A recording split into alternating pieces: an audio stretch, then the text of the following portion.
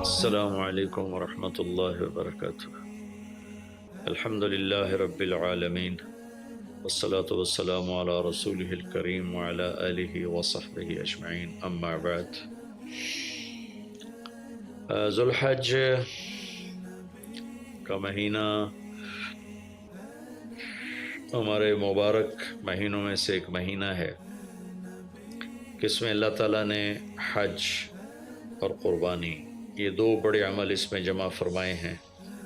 پوری دنیا سے حجاج کرام اس مہینے میں حج بھی کرتے ہیں اور پھر مینا میں آ کر قربانی کرتے ہیں، اور اللہ تبارک و تعالیٰ نے ان ایام کی قسم اٹھائی ہے، والفجر ولیال عشر والشفع والوتر واللیل اذا یسر هل فی ذلک قسم لذی حجر۔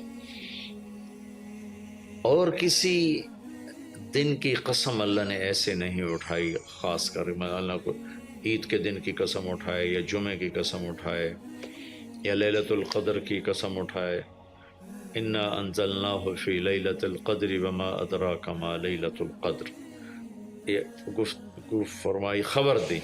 لیکن والفجر، مجھے قسم ہے فجر کی، اس سے مراد 10 تاریخ کی صبح، جو 9 کا دن گزار کے حج کا دن ہوتا ہے، اور وہ گزار کے جب 10 کی صبح یعنی قربانی کی جو صبح ہے، اللہ نے والفجر اس کی قسم اٹھائی۔ پھر ولیال عشر، یکم سے 10 ذو الحج کی جو راتیں ہیں ان کی قسم اٹھائی۔ وہ شفع، یہ 10 کے دن کی قسم اٹھائی۔ والوتر، اور یہ اللہ تعالیٰ نے 9 تاریخ کی قسم اٹھائی۔ واللیل اذا یسر، اور یہ 9 اور 10 کی درمیانی رات کی اللہ تعالیٰ نے قسم اٹھائی۔ یہ کسی بھی ٹائم کی، دن کی، مہینے کی، سال کی، اس طرح اللہ تعالیٰ نے خوبصورت انداز میں قسم نہیں اٹھائی جیسی اللہ تبارک و تعالیٰ نے یہ ان 10 دن راتیں، 9 کا دن، 10 کا دن، 10 کی رات، 10 کی صبح، اور اللہ کے نبی کا فرمان ہے کہ ان 10 دنوں میں اللہ تعالیٰ کو جتنی عبادت پسند ہے وہ اور کسی دن میں بھی پسند نہیں، اور اس میں کوئی شک نہیں، ان 10 دنوں میں سب سے بڑی عبادت وہ حج ہے، جس کو اللہ تعالیٰ نصیب فرمائے اور جس کے مقدر میں فرمائے۔ حج ان 10 دنوں کی سب سے بڑی عبادت ہے۔ عرفات کی ایک دن کی حاضری وہ 10 لاکھ دن کی حاضری یا 1 لاکھ دن کی عبادت کے برابر ہوتی ہے، اور عرفات کے دن کی حاضری میں اللہ تعالیٰ کا ارشاد ہوتا ہے، میرے بندو آج اتنے گناہ لے کر آؤ، جتنے بارش کے قطرے، جتنے درختوں کے پتے، جتنے ریت کے ذرے، جتنے گردش ایام میں جب سے ٹائم شروع ہوا ہے اس میں بننے والے دن اور رات، اور یہاں کے توبہ کرو، میں سب معاف کروں گا۔ اور عرفات کے دن جتنا شیطان ذلیل ہوتا ہے اتنا کسی دن بھی ذلیل نہیں ہوتا، اور میرے محبوب صلی اللہ علیہ وسلم نے یہ دن حج کا، عرفہ کا، زور اثر کٹھی پڑھ کے پھر سارا دن شام تک کوئی 5-6 گھنٹے مسلسل دعا مانگی، اور آپ نے فرمایا کہ اس وقت میرا اللہ میرے صحابہ پہ فخر فرما رہا ہے، اور قربان جاؤں خطاب کے بیٹے پر، فرمایا، اور عمر بن خطاب پہ اس وقت میرا اللہ خاص طور پہ خوش ہو رہا ہے، اور خاص طور پہ عمر بن خطاب پہ اللہ تعالیٰ فخر فرما رہا ہے۔ تو ان 10 دنوں میں جسے اللہ حج میسر فرما دے تو اس سے بڑی عبادت کوئی نہیں۔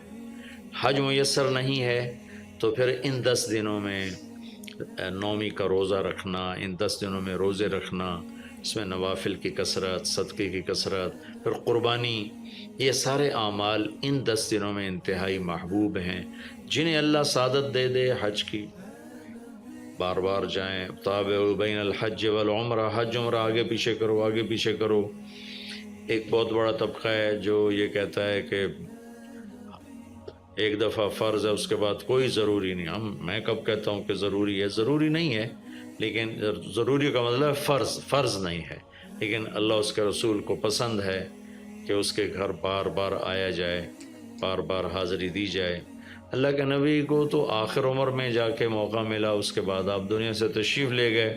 اگر آپ اس کے بعد زندہ رہتے تو یقیناً آپ ضرور حج کرتے، چونکہ آپ نے جتنے سال مکہ میں گزارے آپ نے ہر سال حج کی، نبوت کے اعلان سے پہلے بھی اور نبوت کے اعلان کے بعد بھی آپ نے مسلسل حج کی، اور 4 عمرے آپ نے فرمائے زندگی میں پر 4 عمر، ایک عمرہ مدینہ سے خاص طور پر تشریف لائے جس کو ہم صلح حدیبیہ کہتے ہیں، وہ ہو نہیں سکا لیکن آپ نے وہیں عمرے کا کام پورا کیا، سر مڑائے، احرام کھولے، پھر اگلے سال آپ اس کی قضاء کے لیے تشریف لائے، پھر ایک عمرہ آپ نے فتح مکہ کے بعد جعرانہ سے احرام باندھ کے تشریف لائے اور عمرہ کیا، اور ایک عمرہ آپ نے اپنے حج کے ساتھ کیا۔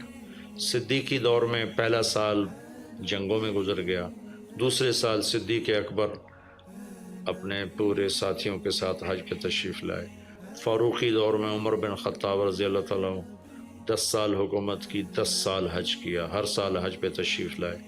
عثمان رضی اللہ تعالیٰ عنہ نے اپنی خلافت کے دور میں جب تک امن رہا ہر سال حج کرتے رہے، جب فساد شروع ہوا تو آپ رکے، اس میں شہید ہو گئے۔ علی رضی اللہ تعالیٰ عنہ کو موقع نہیں ملا، جنگوں میں زندگی گزر گئی اور اسی میں آپ اللہ پاک کی بارگاہ میں پہنچ گئے، تو لیکن باقی 3 ساتھیوں کی خلافت کے دور میں آپ نے بکثرت حج اور عمرے کیے۔ تو دین کے کسی عمل کو یوں کہہ کر ہلکا نہیں بنانا چاہیے کہ اس کی کیا ضرورت ہے، اتنا پیسہ خرچ کرتے ہیں، اس کی کیا ضرورت ہے، کسی غریب کو دے دیا جائے، یہ اس طرح تقابل نہیں کرنا چاہیے کہ اللہ کے گھر کی حاضری کو اتنا ہلکا نہیں سمجھنا چاہیے۔ میرا اللہ بلائے تو بار بار جانا چاہیے، اور جس کو اللہ توفیق دے عمرے پہ جائے، حج پہ جائے، ہاں غریبوں پر بھی خرچ کرے، اپنے رشتہ داروں پر خرچ کرے، ضرورت مندوں پر خرچ کرے، لیکن اللہ کے فضل سے امید ہے جو اس طرح اللہ کے گھر جانے پر خرچ کرتے ہیں تو اپنے اللہ کے فضل سے غریبوں پر بھی خرچ کرتے ہیں۔ اس کو آپس میں یوں اس کا مقابلہ نہیں کرنا چاہیے، چیز اللہ کو پسند نہیں ہے۔ شہنشاہ کے، دنیا کے سب سے بڑے بادشاہ کے دربار میں حاضری کو ہم اتنا ہلکا نہ سمجھیں، بہت بڑی سعادت ہے۔ حضرت امام حسن کی سنا دیتا ہوں۔ امام حسن رضی اللہ تعالی عنہ نے 20 حج پیدل کیے، مدینہ سے پیدل تشریف لاتے تھے اور حج فرماتے تھے۔ 20 حج، یہ تو اہل بیت کیا جگر گوشہ رسول ہیں اور جگر اہل بیت ہیں، تو 20 حج فرمایا آپ نے، پیدل فرمایا، مدینہ سے تشریف لائے مکہ پیدل۔ ایسے امام حسین رضی اللہ عنہ نے بھی کئی حج پیدل مجھے ان کا عدد یاد نہیں، امام حسن کا مجھے یاد ہے 20 حج پیدل کے، اور اللہ کے نیک بندوں نے برس ہا برس اللہ کی بارگاہ میں پیدل حاضریاں دی ہیں۔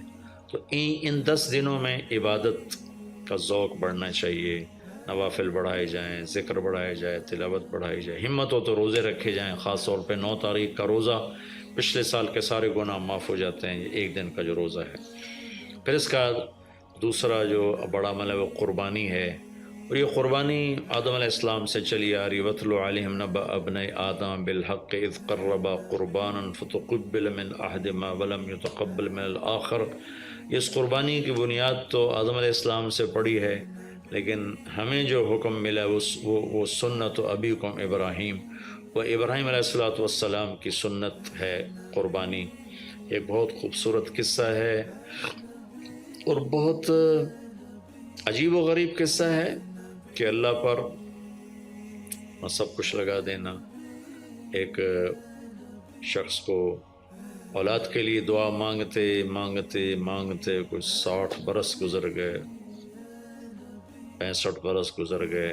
رب ہب لی من الصالحین، یا اللہ مجھے نیک اولاد دے دے، نیک اولاد دے دے۔ نیک اولاد میری 84 سال کی عمر میں، اللہ نے 84 سال کی عمر میں بیٹا دیا۔ بڑھاپے کی اولاد تو دل پکڑ لیتی، اور ابھی چند دن نہیں گزرے تھے کہ اللہ نے کہا جاؤ اسے چھوڑ کے آؤ۔ یہ کہاں چھوڑ کے آؤں؟ کہ جبریل آئے گا تمہیں راستہ بتائے گا۔ تو جبریل انسانی شکل میں آئے، وہ براق کی طرح نہیں ہے سفر ہوا کہ ایک دم میں پہنچا دیا، بلکہ جبریل انسانی شکل میں آئے، اونٹنی پر سوار ہو کر ابراہیم علیہ السلام، دوسری اونٹنی پر بچہ اور بیگم، اور ان کو فلسطین سے چلایا، اور چلاتے چلاتے چلاتے چلاتے جب مکے کے کالے پہاڑ آ گئے جہاں کچھ بھی نہیں ہے، نہ پانی نہ سایہ، کہ یہاں چھوڑ دو، بیت اللہ ٹیلا تھا اس وقت، یہاں چھوڑ دو۔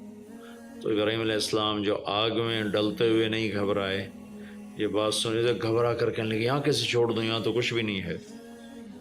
تو جبریل نے کہا جی آپ کے اللہ کی منشا ہے کہ اس بچے کو یہیں چھوڑ دیا جائے، تو نے وہیں چھوڑا اور واپس چل دیا۔ اور حضرت حاجرہ حیران پریشان ہو گئی کہ کہاں چھوڑ کے جا رہے ہو، کیوں چھوڑ کے جا رہے ہو، جواب ہی نہیں دے رہے۔ 3 میل ان کے ساتھ چلتے نہیں، وہ جواب ہی نہیں دے رہے۔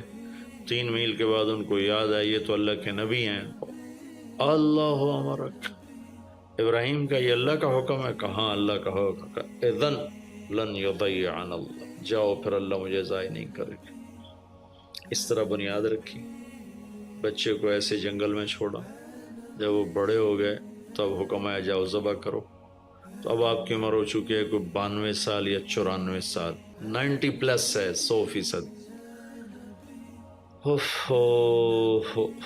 فلسطین سے چلے مکہ جا رہے ہیں، کیا کرنے جا رہے ہیں؟ بچہ ذبح کرنے جا رہے ہیں، کوئی مرغی اور بکرا ذبح کرنے نہیں جا رہے ہیں۔ پھر ان کو تیار کرا کے مینا کی وادی میں لا کر کہنے لگے بیٹا اللہ کا حکم ہے تمہیں ذبح کر دو۔ تو بیٹے نے کہا یا ابت افعل، تو آپ کر دیں جو کرنا ہے۔ ابراہیم علیہ السلام کہنے لگے تو یہ خبر بھی ہے میں کیا کہہ رہا ہوں؟ کہا جی مجھے پتہ ہے، آپ کہہ رہے ہیں مجھے ذبح ہونا ہے، تو آپ کے بدلے میں مجھے اللہ ملے گا، وہ آپ سے بہتر ہے، اور دنیا کے بدلے میں جنت ملے گی، وہ دنیا سے بہتر ہے۔ پھر معصوم بچے نے کہا ابا میرے ہاتھ باندھنا، تو مجھے الٹا لٹانا، اور پھر فرمایا کہ مجھے اپنا کرتا اتارا اور کہا کہ یہ میری اماں کو دے دینا، میری نشانی رہے گا، اور آپ اپنے کرتے میں مجھے کفن دے کے ادھر دفن کر دینا۔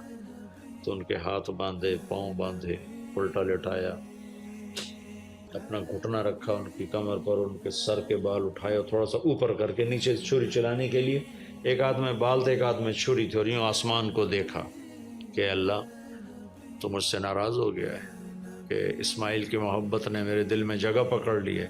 نہیں میرے مالک، میرے دل میں تیرے سوا کچھ نہیں ہے، اگر میرا کوئی امتحان ہے تو پاس کر دے،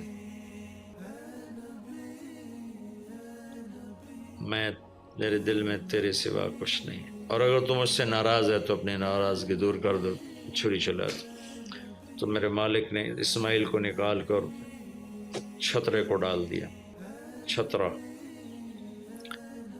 اور آنکھ کھلی تو آنکھوں پر پٹی تھی، کھولی تو آگے چھترا ذبح تھا۔ نبی پاک صلی اللہ تعالی علیہ وسلم قربانی کے موقع پر 2 چھترے، بکرا نہیں، بھیڑ نہیں، گائے نہیں، بھینس نہیں، 2 چھترے ذبح فرماتے تھے قربانی کے، ایک اپنی طرف سے ایک امت کی طرف سے۔ حج کے موقع پر آپ نے 63 اونٹ ذبح کیے، 63 اونٹ، جو ایک اونٹ میں 7 آدمی ہوتے ہیں، ایک اونٹ میں 7 آدمی ہوتے ہیں۔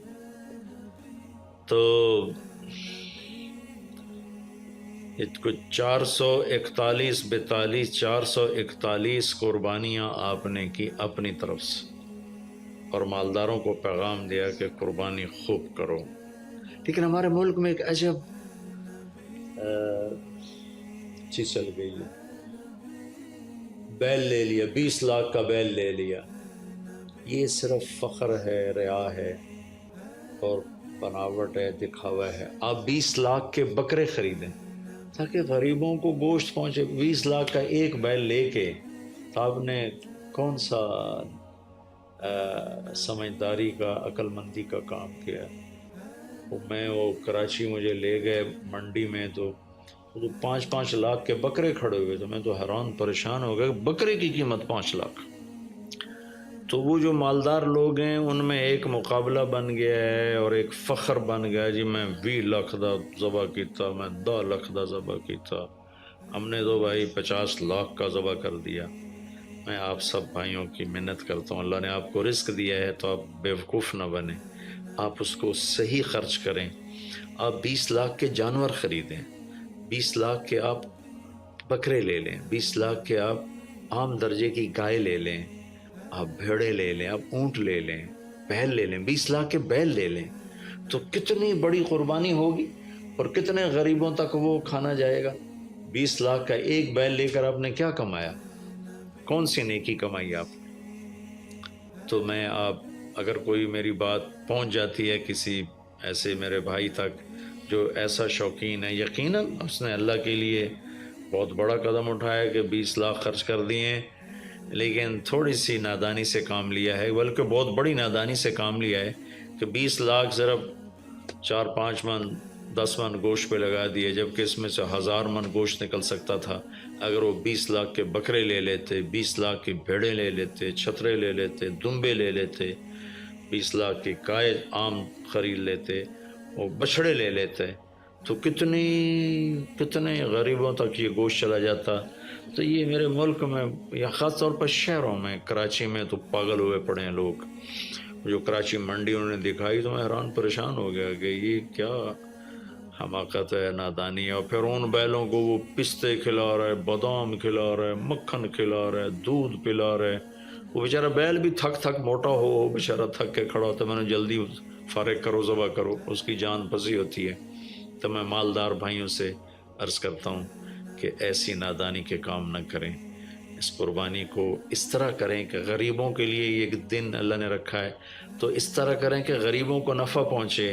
یہ اس نادانی سے توبہ کریں کہ ایک بیل 10 لاکھ کا لے لیا، ایک بکرا 5 لاکھ کا لے لیا، اس میں کتنا پیسہ آپ نے ایک تھوڑے سے بہت تھوڑا نفع کمایا، بہت زیادہ خرچ کیا، اس کے ساتھ اب بہت بڑا نفع، چونکہ قربانی کے جانور جب ذبح ہوتے ہیں تو جتنے اس کے جانور کے جسم پہ بال ہوتے ہیں اتنی نیکیاں لکھی جاتی ہیں۔ 20,000 کا بکرا اچھا مل جاتا ہے تو 1 لاکھ میں 5 بکرے آ جاتے ہیں، اور 5 لاکھ میں 25 بکرے آ جاتے ہیں۔ ایک بکرا 5 لاکھ کا لیا، اس کے جسم پہ فرض کرو 1 لاکھ بال ہیں اور آپ نے 25 لیے تو 25 لاکھ آپ کی نیکیاں بڑھ گئیں۔ تو یہ بہت نادان طرز چل رہا ہے۔ میں آپ سب کی منت کرتا ہوں کہ اس طرح پیسہ ضائع نہ فرمائیں، اللہ کی دی ہوئی امانت ہے۔ ایک بیل آپ نے 20 لاکھ کے لے لیا، 20 لاکھ میں تو 100 بکرے آ سکتے، 100 بکروں کے ذریعے سے کتنے لوگوں کی خدمت کی جا سکتی ہے۔ تو اس قربانی کو شوق سے بھی کریں، اور مستحب یہ ہے کہ جس کے جو قربانی کر رہا خود ذبح کرے یا اس کی جگہ کھڑا، وہ اس جگہ ذبح کرنے والے کے پاس کھڑا ہو۔